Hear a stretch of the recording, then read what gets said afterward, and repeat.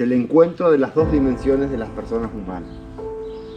Una visión trascendente, que mal, unos tienen más, unos tienen menos, pero son los valores éticos y morales de la persona. ¿Sí? Eso en este caso lo muestra un templo, en este caso católico. Sí. Es la dimensión vertical, nuestra dimensión humana vertical. Y la escuela, eso que están viendo ahí, es la dimensión horizontal. La socialización de las personas, donde nos hacemos personas, donde necesitamos la vinculación con la otra persona y que recibimos ahí saberes y conocimientos para la vida. Y también, ¿qué hacemos allí? Nos vinculamos afectivamente, marcamos territorio y así vamos creciendo de niños. Bueno, esas dos cosas más importantes están acá y no es una plaza. No existe la plaza en los alemanes del Volga. Es un concepto romano, griego, no es de los alemanes del Volga. Los alemanes del Volga tienen esto en el centro. Es el centro de su pueblo, es el centro de su vida y lo que creen y por lo que viven. Esto rige sus vidas. Esa es su cosmovisión de la vida. La plaza es el lugar de la mercancía, del mercader, el mercado del oro, de la plata, del petróleo, de la droga, donde vamos a transaccionar. Ese es el que marca tu vida. Otra conclusión de la vida. Este espacio de Entre Ríos es la Colonia General Alvear. Colonia General Alvear. Un espacio territorial de 20.000 hectáreas que tiene sus límites. Al sur, la Arroyo de la Ensenada. Al norte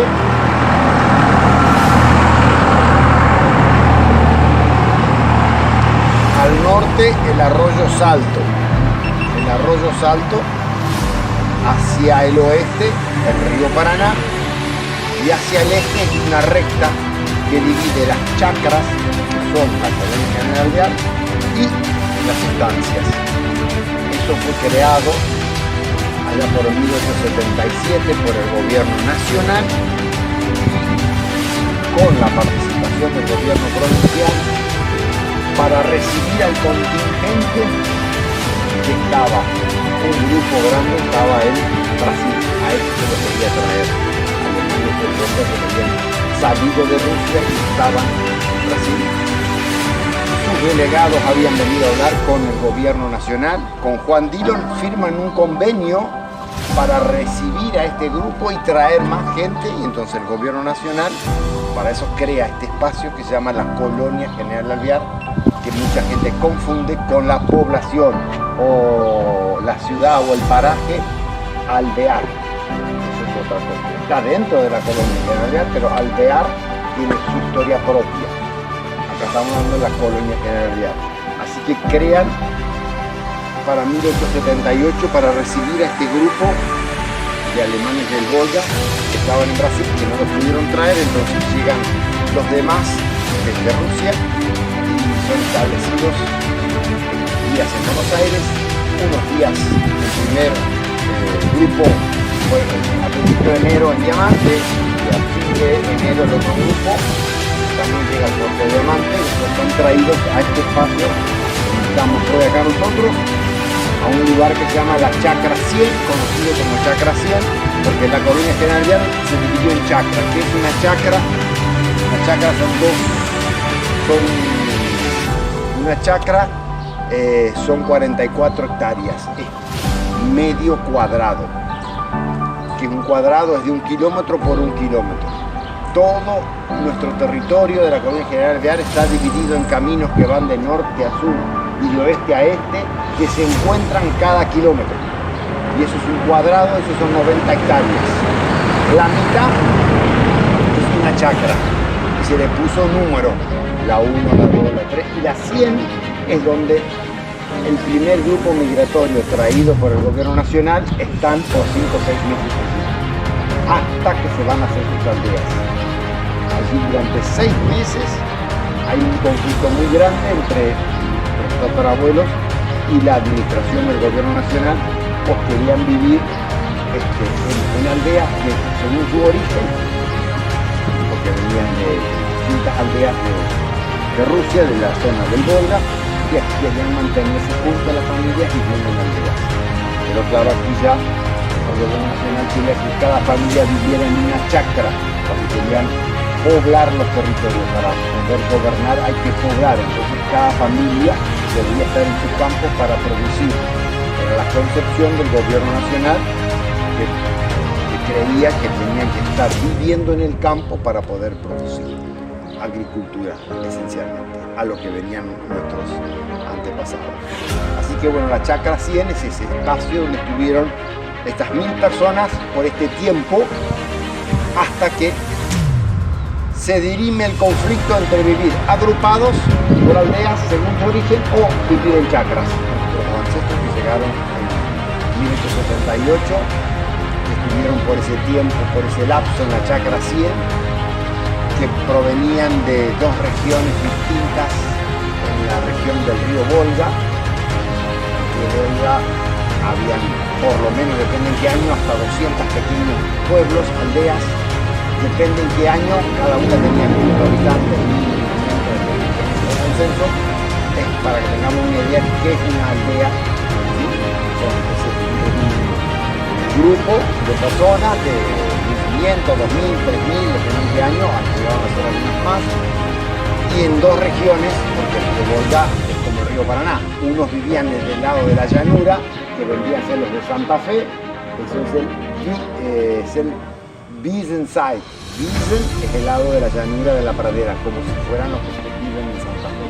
Y de este lado del río Paraná, en Entre Ríos, vendríamos a ser los que estamos en el Perchzeit, en el sitio o en la región de las lomadas o de las montañas. No son montañas, ¿sí? Son apenas serranías. El Perchzeit, el lugar de las lomadas, de las serranías. Así que en esa región que tiene el tamaño de la provincia de Tucumán, para que tengamos una referencia donde vivieron nuestros ancestros, y el tamaño de la provincia de Tucumán es lo que ocuparon los del Volga. Así que bueno, cuando llegaron aquí, en la Chacra 100, habían familias que habían sido de las aldeas de Wiesenzeit, y los Perchzeit, las otras aldeas. Los de Valle María, habían familias de 6 aldeas, de aldea Valle María, Marienthal, de aldea Roeller, de aldea Graf, de aldea Luis, de Obermund, esencialmente familias de esas aldeas son las que eran vecinas en Rusia, se mantuvieron aquí juntos y esas familias son las que se agruparon para hacer Valle María. Otras aldeas que están aquí cerca, como por ejemplo San Francisco, es de la aldea Pfeiffer, es un Perchzeit, al lado de la montaña, de la lomada, digamos, ¿sí? Son familias del otro lado del río Volga. Los de aldea Patzenkutter, su nombre original es Marienfeld, también del otro lado de la llanura, digamos, del lado de la montaña, son Perchzeit. Los de la aldea protestante, hay de 2 o 3 aldeas, son obviamente protestantes luteranos, y que hay de Salto, en la aldea Keller, que existió en Rusia, que también es del lado de la montaña o del lado del Perch, de las lomadas, vamos a decir, ¿sí? Perch es ese territorio que aumenta de altura, digamos, que no es llano. Así que a esas más o menos 1000 personas, después cuando se ponen de acuerdo y trabajan sobre la voluntad del gobierno nacional para que les deje establecerse en aldeas, se ponen de acuerdo dónde ubicarse. Entonces los de Valle María con los de Luz, Graf, Roeller, Obermund, todos ellos que eran cercanos, vecinos, aldeas vecinas en Rusia, eran vecinos, aldeas vecinas en Rusia, se mantuvieron aquí juntos e hicieron la aldea Valle María o Marienthal, que significa eso, Marien, María, Tal, Valle. Y los demás se mantuvieron juntos, los de Pfeiffer, que son San Francisco, Marienfeld, hoy es Katzenkutter, Marienfeld, el Campo María, su nombre antiguo, Köhler, aldea Salto, y protestante, bueno, se mantuvo. Pauerdorf, aldea de agricultores, fue su primer nombre, Pauerdorf. Power es el que trabaja la tierra, Dorf, aldea. Pero bueno, primó o terminó imponiéndose aldea protestante. Y así arrancaron en 1878 y al año siguiente logra llegar un grupo por tierra y por barco y por tantos modos, que son los que conocemos como aldea brasilera, que su nombre originario es aldea San José. Ese es su nombre original. Cada aldea tiene su nombre original, pero el uso y la costumbre hicieron que fueron cambiando. Y bueno, entonces también todas las aldeas tienen sobrenombre, otro dato curioso, como en verdad en el fondo Katzenkutter es un sobrenombre que traen algunos pobladores de Rusia. Es muy largo de desarrollar, así que lo dejamos ahí para otro momento. Los de aldea San Francisco, su nombre es aldea araña, es dicho por los criollos del lugar, ahí viven los arañeros, pero bueno, son sobrenombres, digamos. Eso es sintéticamente los comienzos de esta región de los alemanes del Golfo. Y las aldeas que, bueno, establecen y organizan su aldea según su modo de creer y de sentir. Es su cosmovisión, por eso en cada aldea, si ustedes la recorren, se paran, se fijan bien, van a ver que el centro del pueblo no es una plaza. Hoy en día encontramos pequeños parques, pequeñas plazas, pero que si ustedes se ponen a pensar a los diseños de las plazas de las ciudades hechas por los españoles, no tienen esas medidas, esas dimensiones. Hoy en día las plazas de las grandes ciudades suelen tener entre 2 y 4 manzanas y alrededor hay avenidas y alrededor de esas manzanas suelen estar los poderes religiosos, escolares, políticos, judiciales, económicos alrededor y tener un gran espacio ahí en el centro como el lugar de encuentro social que es la plaza. Recorren las 6 aldeas que eligen, no las van a encontrar pequeñas plazas, pequeños parquecitos en torno, pero que incluso si uno investiga profundamente y seriamente va a encontrar fotos y esos espacios están cerrados, no son públicos. Aquí donde estamos, en Valle María, tenemos en el medio un pequeño patio, que hoy es una pequeña plaza, pero eso fue el patio de la escuela y de la iglesia. Yo estoy parado, aquí había una verja, todo cerrado, las 2 manzanas estaban cerradas. Aquí no se permitía ingresar, solamente para la escuela y la iglesia. No es un espacio público, es un espacio semipúblico para actividades escolares o religiosas. No es que la gente podía venir y entrar acá con un documento. No, esto era un espacio reservado. ¿Para qué? Para la iglesia y para la escuela, para ese momento. Y estaba cerrado. Las fotos para mostrar todo eso y el testimonio de nuestros mayores, nuestros padres, mi padre que iba a la escuela esta, cuando él salía a jugar del edificio de la escuela y iría hoy a esa pequeña plaza que en ese momento era el patio de la escuela. Ahí jugaban los niños. Así que cuando salían de misa, también ese era el lugar donde se encontraban los hombres y las mujeres antes de ir a misa o después de ir a misa o alguna reunión social que había en su momento. Perfecto.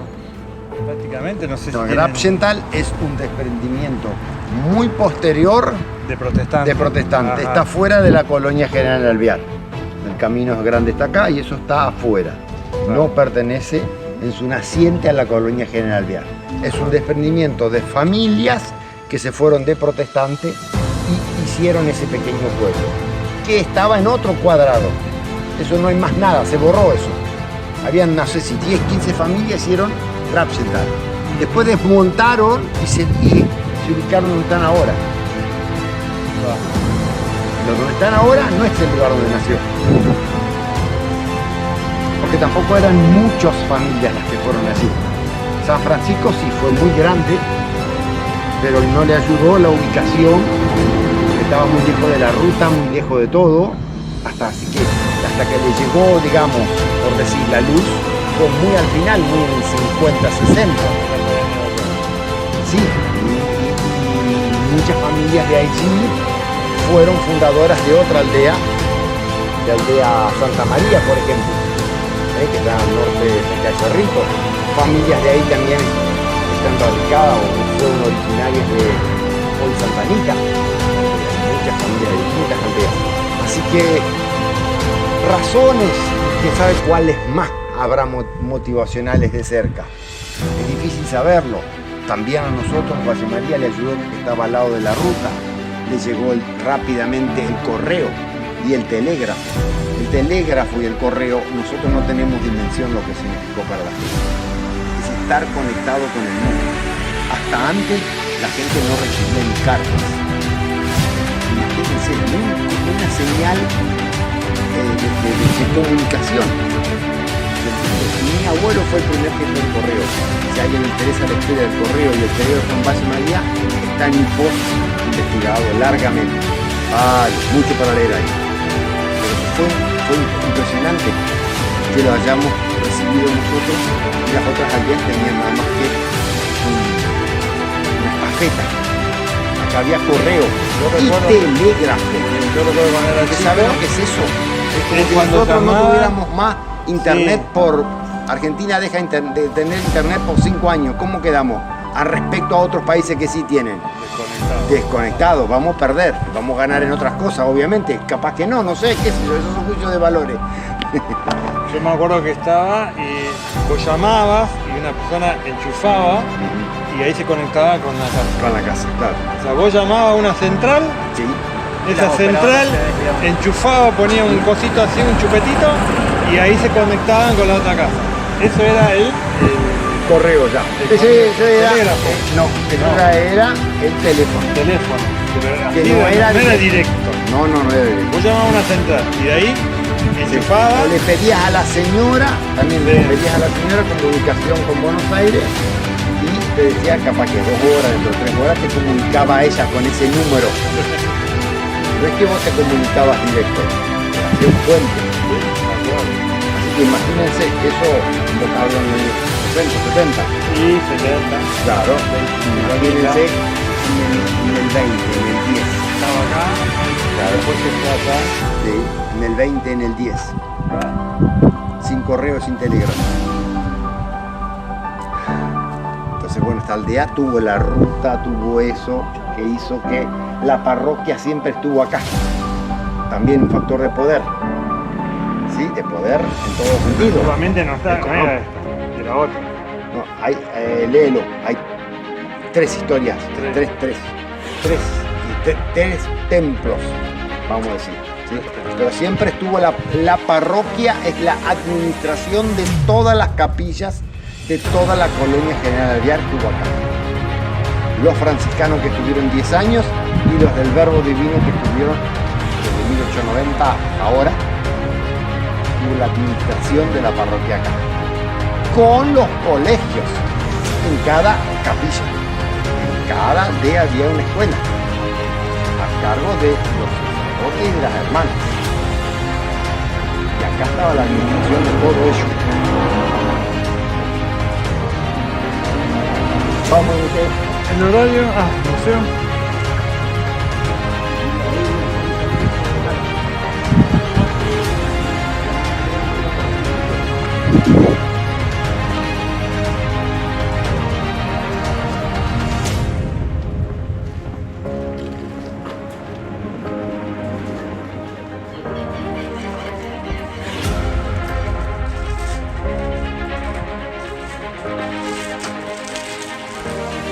Bueno, podemos contar acá las 3 esquinas que son curiosas. Ahí está un edificio de la Casa Cultura, de una familia. Como ustedes ven, no tiene puerta a la calle. Esto tampoco tiene puerta a la calle. La otra casa tampoco. Estas fueron por ahí no diseñadas de este modo su techo. Esta sí fue diseñada distinto, cambió el techo. Pero las casas de los alemanes del Volga en Rusia y aquí, las primeras, ninguna tiene puerta a la calle. No sale de la casa a la calle. Hay que entrar al patio y del patio se entra a la casa. No tienen puertas a la calle las casas. Tienen muchas, las de Rusia todas, 2 aguas o 4 aguas. La mayoría, cuando son techos grandes, 4 aguas. Acá todavía hay, acá a la vuelta de mi tatarabuelo Wendler, está en la esquina, tiene cartelería, tiene 4 aguas. Y por manzana, 4 familias. No más que 4 familias por manzana. Se debe a que varias razones. En Rusia, en la región que ocuparon, tiene 2 a 4 meses temperaturas menos 0 grados y de grandes nevadas, de mucha nevada, mucho hielo. Entonces las familias no vivían en la estepa rusa, vivían agrupados en aldeas, y en ese cuarto de manzana que cada familia ocupa tenía su establo donde tiene la vaca, el chancho, la gallina, que no puede estar viviendo en el campo durante 2 meses con medio metro, 1 metro de nieve. Entonces uno tiene los animales donde vive, en el establo de su casa. Por eso cada familia tiene un cuarto de manzana. Por manzana, 4 familias solamente. Y allí tienen los alimentos para los animales, y de esos animales le dan huevo, crema, leche, crema, manteca, carne, puede ser, nace, lechón, puede comer, la gallina la puede comer, la vaca, el caballo no, la vaca, más no, el caballo, más no tiene. Eso tienen en su casa, en el campo, para cuando llegue el verano poder ir al campo a trabajar. Por eso aquí se encuentran con un choque con el gobierno nacional, que tiene otra visión de la vida, y ellos tenían otra visión de la vida, otro modo organizacional de vivir y de trabajar. Y bueno, eso se produjo ese conflicto tan largo hasta que se pudo dirimir y se pudieron hacer las aldeas. Y después, quienes se fueron a vivir, yo, la mayoría de mis tatarabuelos, nadie se fue a vivir al campo. Mis abuelos sí, ya esos se fueron a vivir al campo.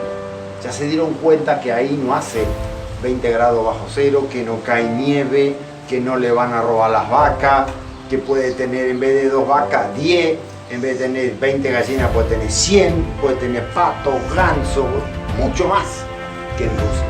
Pero eso lo aprendieron con la generación siguiente. Nuestros viejos que llegaron, la mayoría murió en la aldea. Iban al campo a trabajar, a su campo a trabajar, sí, pero no iban a vivir. Porque otra conmovisión de la vida, que ellos quieren estar acá. Hacer una socialización religiosa, cultural, bueno, lingüística, todo eso que se junta ahí, el vivir agrupado. Bueno, miramos el museo. Pobre, ¿cómo van a evitar todo esto? No sé. Con amor y paciencia. Bueno. Pasen. Pasa. Igual acá corto. En definitiva, nuestros acentos vienen de Ulm, puede ser, que salen cuando la reina Catalina, digamos, los asesora o los empuja a ir. Ulm, que sería acá abajo de todo. Sí, no es solamente Ulm, Ulm es una ciudad donde la mayoría era un lugar de encuentro importante, donde muchos salieron, donde los Gassman aparentemente salieron, pero no es el único lugar. Si decimos Ulm, estamos restringiendo y dejando gente afuera. Nosotros venimos, la mayoría de los alemanes que emigraron a Rusia y después que vinimos para acá, provenimos del centro-sur de Alemania. Frankfurt, de ahí para abajo, hasta Suiza. Un poco del Bayern. Es una antiguas regiones conocidas con el nombre, hoy algunos estados todavía están, como el Hesse, el Rheinland-Pfalz, Württemberg, Sajonia, el Baden, ¿sí? El norte de Baviera. Son regiones del centro-sur de Alemania pegado a Francia. Esencialmente de ese lugar provenimos la mayoría. Pueden haber familias de otro lado, claro que sí, hay excepciones, claro que sí, pero el grueso proviene lo que es Stuttgart, Frankfurt, de ahí para abajo, hacia el lado de Francia, de eso la mayoría de los alemanes del Volga. Repito, también hay luxemburgueses, algunos de Dinamarca, pero es otra historia. Cuando eso es entrar muy finito y no entremos ahí porque nos vamos a ir del tema. Bien. La mayoría provienen de ahí. En ese momento, en 1763, eso era conocido, su nombre era el Sacro Imperio Romano Germánico. El Sacro Imperio Romano Germánico. Alemania recién es el Estado alemán para 1870, 1880. A ese se hace el Estado alemán. Se unifica, se crea un gobierno, una lengua, un Estado, una organización. Hasta antes era el Sacro Imperio Romano Germánico, muy dividido unos de otros. Digamos, el Hessen, el Pfalz, el Bayern, los prusianos, eran todos muy divididos unos de otros. No había algo que los gobernara en conjunto, digamos. Pero bueno, no vamos a entrar en esa historia. Así que en esos años ahí, bueno, se produjo ahí una guerra conocida como la Guerra de los 7 años. Eso desencadena, eso era... Y el nacimiento de la revolución industrial hace explotar esa guerra, que es la Guerra de los 7 años, que es esencialmente entre Francia e Inglaterra, cada uno con sus aliados, ¿sí? No eran solamente esos dos estados, que se disputaban, se disputaron las posesiones de Estados Unidos, las posesiones de la India y posesiones en África. Esa era la disputa entre Francia e Inglaterra.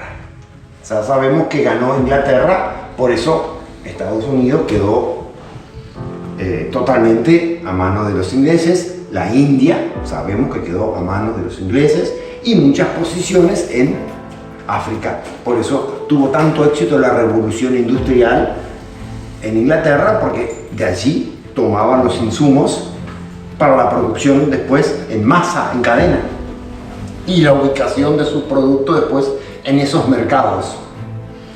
Nuestra gente que vivía pegado a Francia, el mundo católico, mientras que los ingleses y los del norte alemanes eran reformistas y eran anglicanos y eran distintos que los del centro-sur. El centro-sur y Bayern siempre más era católico, fue más católico. Se alió con los de Francia. Los príncipes alemanes pactaron con los franceses contra los ingleses. El pactar significa que todos los muchachos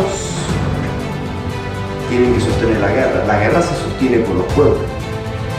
No es que el gobernante pone de su bolsillo. El erario público se pone con dinero y con gente, y con pueblo. En aquel tiempo aún más todavía que hoy. Había que mandar a los jóvenes a la guerra por 7 años. Termina esa guerra, imagínense que justo los nuestros aliados con los franceses que perdieron, ganan los ingleses. Entonces quedan muy desahuciados y defraudados por sus dirigentes, y quien aprovecha esa circunstancia que necesitaba población era alguien que estaba gobernando Rusia, que es Catalina la Grande.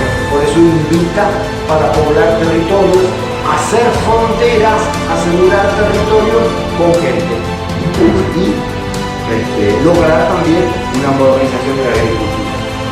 Entonces él los invita ofreciéndole muchos beneficios: mantener sus escuelas, su lengua, su administración, le da territorio. Todo eso hace que no hacer servicio militar, no participar de una guerra. Mientras que venían de una guerra, alguien les ofrece territorios, escuela, lengua, su propia religión, porque allí había conflictos interreligiosos en el Sacro Imperio Romano Germánico, mientras que ellos les daban libertad religiosa, libertad de culto, libertad de organización, mantener su lengua, su propia escuela. Y en esos años los reyes no daban educación. Eso es fruto de la Revolución Francesa. Para esto es lindo conocer historia, para esto sirve la historia, entonces uno comprende la historia de sus padres, de sus abuelos. Distinto lo ve distinto, con otra mirada. Así que bueno, ellos se van, invitados por Catalina la Grande, que era la zarina que gobernaba Rusia, a poblar esos territorios del tamaño de la provincia de Tucumán, fundando 100 aldeas, después 100 más, y así están por 100 años con esos beneficios. Después de 100 años ya eran muchas personas. Salen 30.000 y después llegan a ser cientos de miles. Y estos beneficios que Catalina le había dado los derogan ya sus gobernantes posteriores, sus nietos vendría a ser. Alejandro II, para 1860, 1870, estos beneficios que Catalina le había dado se derogan y hay personas que sienten que los están empujando como a rusificarse. Imagínense que viven aquí, hablando su lengua, teniendo su escuela, su religión, católico o protestante, y bueno, cuando sienten que tienen que aprender ruso, que le mandan maestros rusos, que tienen que ir a servicio militar, que van a ser partícipes de una guerra, hay personas que dicen, no quiero ser ruso. Se sentían germanos, a la etnia a la cual pertenecemos, ¿sí? A la nación a la cual pertenecemos, la etnia germana. No somos de la etnia eslava, los rusos son eslavos, ni mejores ni peores, nada más que uno no quiere cambiar su cultura y transformarse en un eslavo. Así que entonces ahí buscan cómo irse y lo hacen organizadamente con pequeñas personas que van a Canadá, Estados Unidos, Brasil y Argentina a firmar convenios y buscar lugares donde traer a su gente que querían irse. Por eso estamos nosotros acá, porque justamente América para 1870, 1880 no estamos poniendo barreras o echándolo como hoy Europa, como hoy Estados Unidos. Estamos en tiempo, 1870, 1880, en que los gobiernos americanos están buscando gente. Por eso estamos aquí. Están buscando gente para poblar. En Argentina habían, conocían nuestros bisabuelos, pero como mucho 1,5 millones de habitantes. 1.200.000, 1.300.000. Teníamos territorio, pero no teníamos nación. Para tener nación hay que tener pueblos, comunidad, cultura, grupo productivo, ciudades. Entonces ahí tiene una nación usted. Si no, no tiene territorio. No tiene nación, no tiene pueblo, no tiene identidad. Eso es un trabajo a hacer. Así que bueno, ahí estamos llegando para 1870 porque los gobiernos americanos están recibiendo. Y aquí estaba Nicolás Avellaneda, bueno, eso todos pueden leer, quienes gobernaban Entre Ríos, quienes gobernaban la Argentina, y crean leyes, ponen recursos y tratan de buscar personas para poblar. Entre Ríos hoy tiene, no me acuerdo, 1,5 millones, 2 millones, pero eran 350.000 personas, toda la provincia. Imagínense, hoy la ciudad de Paraná tiene esa cantidad de personas. Eso era toda la provincia. La provincia de Buenos Aires apenas llegaba hasta Azul, o La Barría, donde llegaron nuestra gente. Sí, no, eso es entre Azul y Olavarría. El tren terminaba en Azul, unos kilómetros más, ahí se establecieron. Hinojo, Colonia Nieva, Colonia Santa María, las tres pequeñas. Pero ahí terminaba, de ahí para allá eran... No. Y bueno, lo que estaba.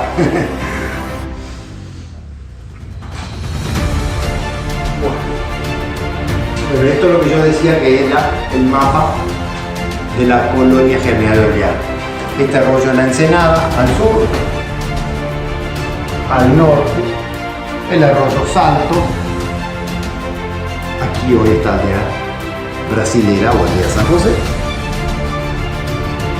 aquí hoy está la aldea Patzenkutter, cuyo nombre fue Marienfeld, aquí está la aldea Salto, que en su momento se llamó Santa Cruz, se llamó Keller, bueno, todos hemos tenido como 3 nombres, 4 nombres. Aquí está la aldea Valle María, su nombre alemán era Marienthal. Los criollos le decían la aldea de los vizcacheros, de las vizcacheras, ya vamos a llegar. ¿Por qué? Este espacio es la chacra 100, ahí está el número 100, muy borradito, porque claro, es un mapa antiguo. Está la chacra 100, este rectángulo de 45 hectáreas, y un cuadrado entero es 1 kilómetro por 1 kilómetro, y son 90 hectáreas. Y al sur, un poquito más al sur, tenemos aldea hoy protestante Powell 2, aldea de agricultores, su nombre tiene que ellos mismos. Y aquí tenemos el río Paraná, la costa del río Paraná. Y aquí está en el mapa lo que muchos confunden, el pueblo aldear. Pero no vamos a entrar ahí porque si no sería para otro capítulo, mucho otro libro. Lo dejamos ahí, no es porque no lo discriminamos, pero es un pueblo conocido como aldear. Hay que dejarlo allí. Este último plano es de 1900. Es el plano de nuestra aldea, de Valle María. De quiénes vivían y quién ocupaba cada lugar. La aldea, aquí está el espacio que recién les contaba, que está la casa parroquial, el templo y la escuela. Y esto estaba todo perimetrado y cerrado. Y estas manzanas, de la 1 hasta la, se me olvidó el nombre, 44, 45, era la aldea. Cruzadita, acá está la ruta y está cruzadita. No sabemos bien por qué. Hay distintas teorías, pero bueno, dejémosla ahí. Y esto que está alrededor son los, en alemán se dice los Stiglier. No metí ninguna palabra en alemán, no, vamos a empezar a meter alguna. Los Stiglier. Stiglier son pedacitos que cada familia tiene para llevar su vaca, su ternero, sus gansos. En la aldea había muchos gansos antes. Este pequeño arroyo acá, este pequeño arroyito acá, que todavía está hoy, le decían Gänseflüsse, Gänseflüsse, el arroyito de los gansos. La gente tenía ganso, abría la puerta, los gansos salían caminando y llegaban al arroyo. ¿Por qué los gansos? Los gansos, dos productos. Pluma para las buenas almohadas, para los buenos plumines de los gurises. No hay estufa. 0 grados no hay estufa. Los plumines para los gurises. Para las almohadas, para hacerse camperas, para vender. Y el huevo de ganso para tortas es muy bueno. Así que tenían los gansos para eso. Yo me cansé de agarrar ganso a mi abuela para que los desplume y los vendiera. Esos guachos. ¿Viste? Te quiere. Bueno, un chiste vamos a tirar en la nota, ¿no? Un chiste vamos a tirar, si no es tan serio esto. Así que bueno. ¿Verdad o el rato? Oh, Gänseflüsse. Y territoriales. Muy territoriales, sí. Aquí el mapa está un poco mejor. Este lo amplié, porque hay muchas familias que quieren ver sus nombres. Y aquí está el museo. Ahí estamos, acá. Fue de una familia. Este señor es el hijo del primero que llegó, Ortmann. Todos los Ortmann que conocen han salido de esta familia. Matías se llamaba el papá de Pedro, porque él murió acá, el hombre, Matías. Y el hijo vivió acá unos años, en esta casa. Acá en la otra esquina está la de mi tatarabuelo José Bentler, la casa de 4 Aguas, que después por ahí van a visitar, le van a tomar una imagen ustedes. Y bueno, así podemos recorrer todos los apellidos clásicos de los primeros pobladores de Valle María. Los pioneros, vamos a poner los pioneros, que me gusta mucho más que fundadores. Creo que en esa manzana, ¿no? Había 2. Ahora quedó una, que era la casa de mi abuelo. Sí.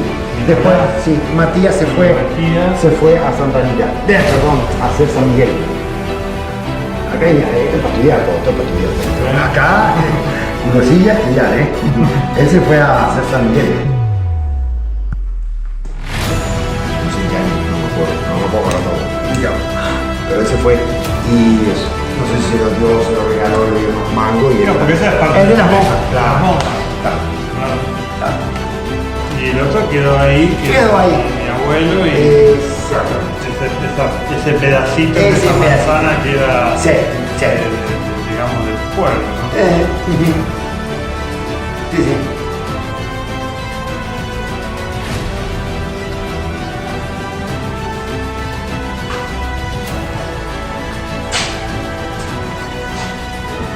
Pero ya que estamos, vamos a hablar de esto. De nuestra lengua. La lengua que nosotros hablamos es una variedad lingüística. Ya se usa poco el término de dialecto. Hoy se usa los lingüistas porque suena un poco peyorativo decir, ese es un dialecto el que vos hablas. Y es una variedad lingüística de una lengua, de la lengua de los que hablan los alemanes. En el mundo no es toda igual, no es la misma que en Suiza, en el norte de Alemania, en Alemania Central. Tiene sus variedades, entonces es correcto decir variedades lingüísticas. Y la nuestra fue llevada del centro de Europa, esencialmente del Hessen y del Pfalz, de esas dos regiones, son las que prevalecieron, y después en Rusia se fueron mezclando las familias. Había varias variedades distintas, todas se entendían porque todas pertenecen al centro-sur de Alemania. La mayoría de la gente de esa región, cada uno tenía sus acentos, pero se comprendían perfectamente uno con otro.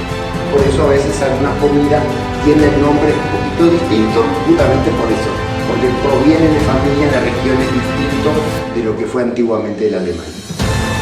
Pero hoy nuestra lengua, por suerte, hemos hecho un trabajo desde la Casa de Cultura, de la Agricultura, del Municipalidad de María, hemos conseguido que la provincia la declare Patrimonio Inmaterial de la Variedad Lingüística hablada de los alemanes de Volga.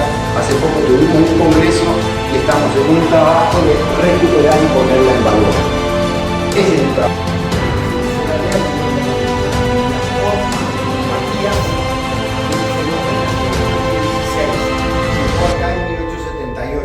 Ya no era un hombre joven, más para esa edad.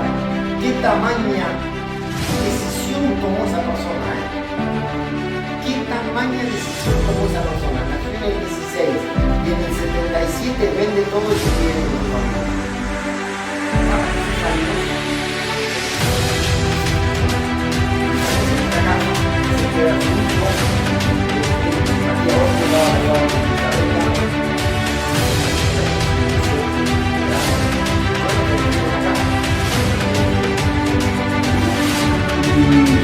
Y acá,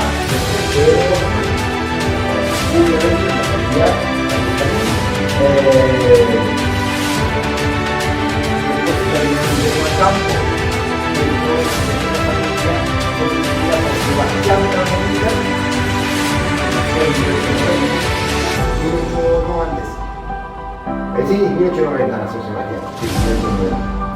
Y se casó con Ana Frank y ambos fallecieron aquí.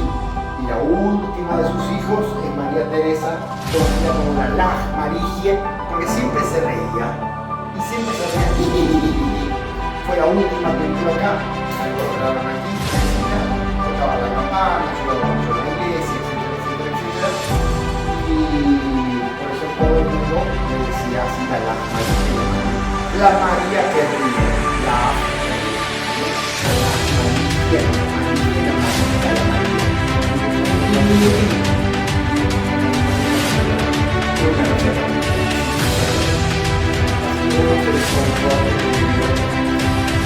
Lo interesante es que van a haber pinturas con habitaciones al estilo porque la familia realmente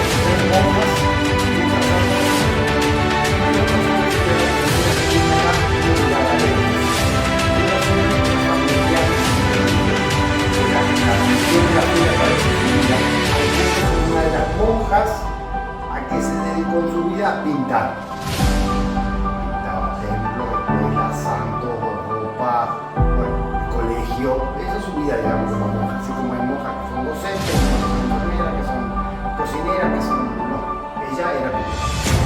Pintó acá dos imágenes que después van a ver, por eso cuento esta parte. En el año 45-50 ella pintó dos cosas muy hermosas en esta casa.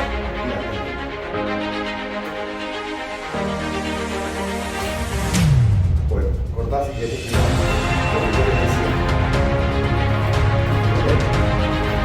Ah, sí, es verdad, ya está. Esto es lo que ¿ves? Eso es lo que muchas de la charla.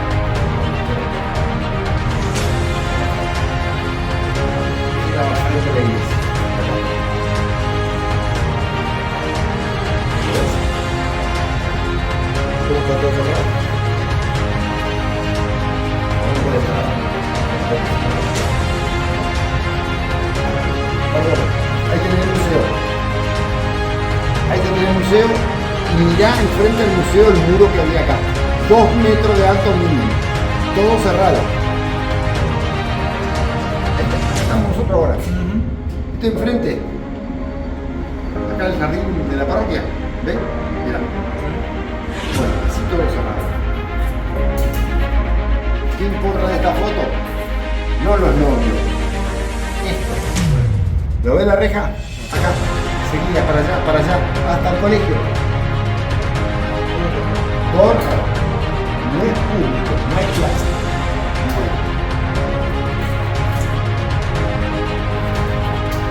¿Dónde juegan los chicos? Hoy día en la plaza. No, es el patio de la escuela. Juegan en la plaza.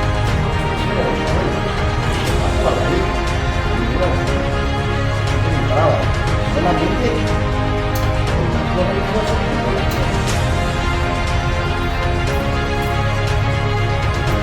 No lo que viene en medio de la plaza. La copa no es una plaza, es un patio de la escuela. No es una plaza. Otra.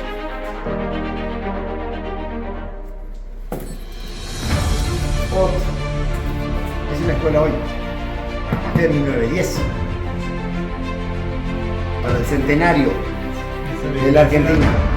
Para el centenario de la Argentina. 1910.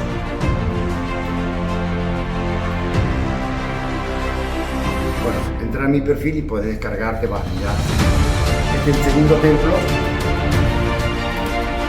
Hecho por los jesuitas. Después, acá, en 1924,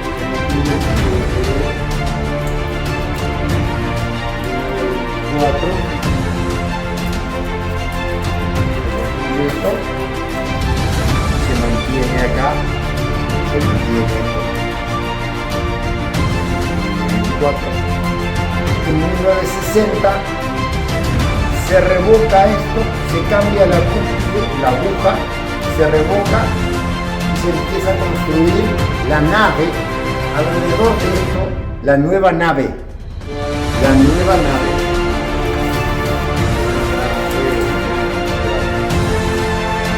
Ahí está el techo de la vieja, el templo viejo, y acá alrededor estamos construyendo la nueva nave, la torre Carolina. La calle va a terminar.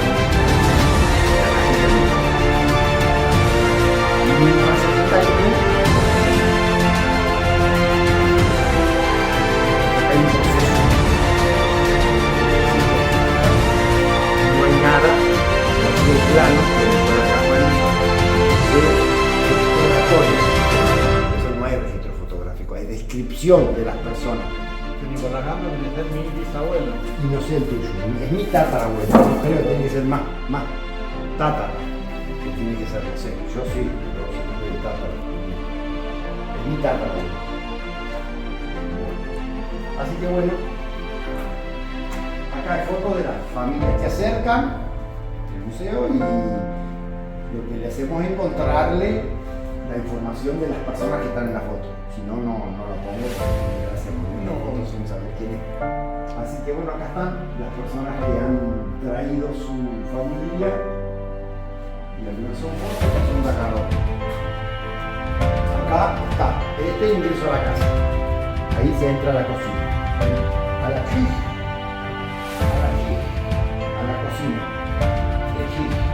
En la que está, acérquense acá, en la imagen, está el horno, más cerca, vuelta. Ya está el fogón elevado, este es el fogón elevado. Después se cocina a olla y ahí se cocina con leña, pato, filter, pan, torta, y se calefacciona la casa, porque acá atrás está la parte de atrás del horno, se calefacciona la casa.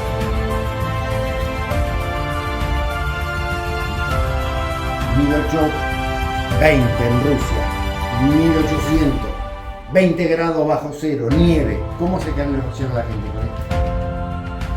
Llegaron aquí y replicaron.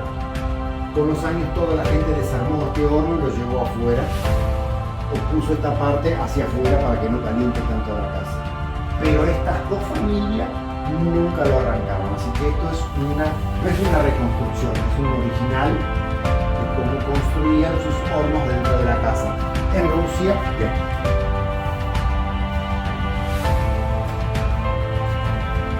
Obviamente que los objetos son los que fueron adquiriendo las familias en distintos momentos de la vida y son objetos traídos de Rusia. Puede haber algún tenedor, algún cuchillo por ahí, la gesta, la gista es una cómoda de madera, es el elemento más grande para poder traer ropa o alguna cosa, es más que eso. Un poco de la casa trata de contar con los objetos cómo era la vida de nuestros abuelos, bisabuelos sobre todo. Esta es la quista que la cómoda, como un baúl de madera para viajar y traer sus cosas. Así que imagínense una familia de 15, 12 personas, lo que traen es muy poquito. Muy poquito. Esta habitación que estamos ahora justamente se enfocan hacia el cielo raso. Van a ver la imagen que fue pintada por esta hermana, que era sierva del Espíritu Santo, la hermana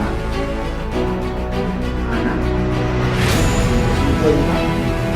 Pintaron también en las paredes, estamos de recuperar algunas de ellas y así. Lo hicieron acá y vivieron acá. Se hicieron y vivieron acá. Hicieron enterrada en Santa Fe, en Esperanza.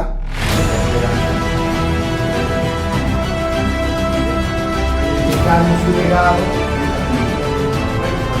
Dos completos.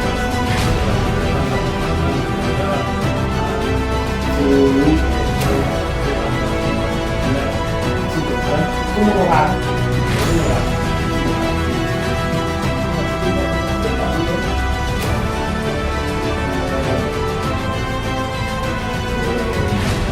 Otra pintura. Es una imagen del Sagrado Corazón. La anterior fue del Espíritu Santo, esta es el Sagrado Corazón de Jesús. Un montón de bordados,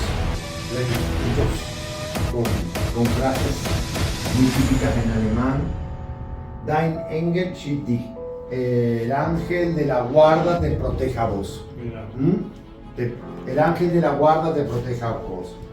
Acá dice Traumen Sie, dulces sueños. Que tengas dulces sueños. Ahí está, la cobijita para el nene. Dulces sueños.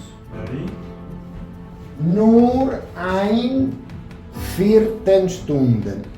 Al menos un cuarto de hora. Al menos un cuarto de hora, déjame dormir. 15 minutos. Como para descansar. Un cuarto de hora. Nur ein Viertelstunden. Al menos déjame un cuarto de hora. Sí, sí. montones de las parteras, la historia de las parteras y la cosa.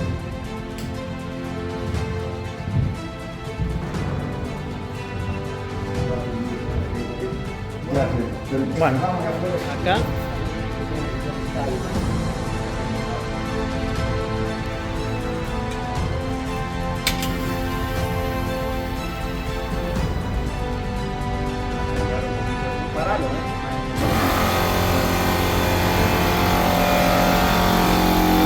Silbato.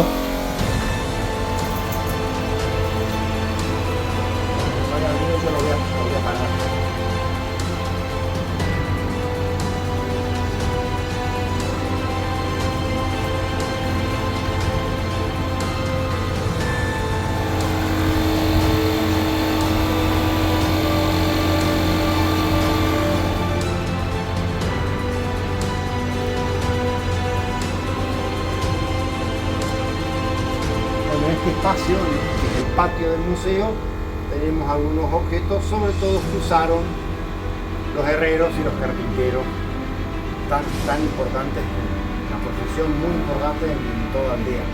También el talabartero, porque usaban mucho caballo, para el caballo necesitan muchas pecheras, riendas, arneses, para poder arar, sembrar, tener muchos caballos es como tener muchos tractores. Para que ellos puedan tirar todos los carros, la rastra, todo el sembrar, cosechar, necesita tener pecheras, eso lo hacen de talabartero, hacen las pecheras, las riendas. Así como las tres profesiones que eran muy importantes en todas las aldeas. Bueno, fruto de eso es, por ejemplo, el carro. El museo le dicen el carro ruso. No entiendo por qué, pero es un error. Es un nombre dado por el criollo que ve este vehículo con 2 caballos, un señor, una señora y 6, 7 chicos acá arriba, muy rubios que vienen de Rusia, entonces le dicen es el carro de los rusos, el carro ruso. Pero no es ruso, que no es de la colectividad o un invento de los eslavos, es de la colectividad de los alemanes del norte, que vivieron en Rusia sí, pero que pertenecen a la nación eslava, no. No somos eslavos, no pertenecemos a la nación o a la cultura eslava. Entonces, bueno, este producto que es un carro, hecho por nuestros abuelos en Rusia, y acá también, todos los guerreros y los carpinteros. Entonces, había 2 modelos para qué, para paseo, para carga, para chata, donde hay muchas bolsas, pero bueno, vamos a entrar en detalle, esto es bastante complicado, pero bueno, quiero comentar que es muy importante. Para mí el nombre más lindo es decir que es Volkswagen, porque la palabra Volks es pueblo, Wagen es carro. Wagen es un carro. ¿Y qué es esto? Un carro del pueblo. Entonces el nombre mejor que le cuajaría a esto es decirle o el carro verde, como le dicen algunos criollos por su color típico verde, y o la canción de Sandomeni, es un chamamé, lo pueden subtitular ahí, lo que hacen en el video, y ponerle un poquito del chamamé de Sandomeni, y el carro, que le podemos decir el Volkswagen. Vamos a escuchar esto.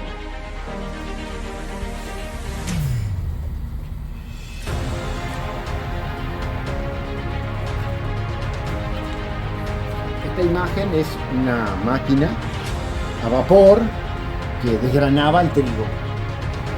No recorría los campos, sino que era llevada a un campo, estaba parada en el campo, y en ese campo la gente tenía que cortar el trigo, llevarlo con horquilla o en gavilla hasta donde estaba la máquina esta que desgranaba el trigo.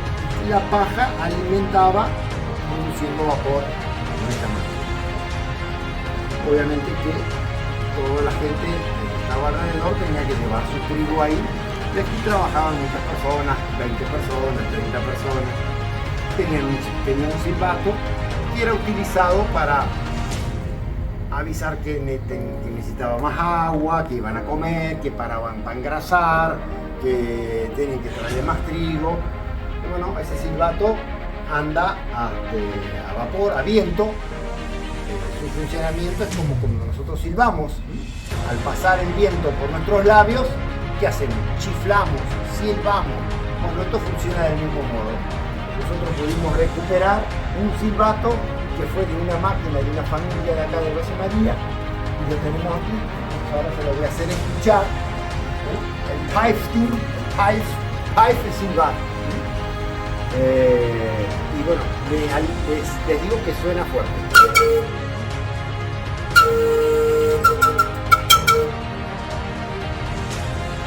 Muchas gracias De nada. por tu tiempo, muy agradecido. Lástima que fue como muerto, fue un día que yo tengo otro compromiso que ya no tengo que estar viendo.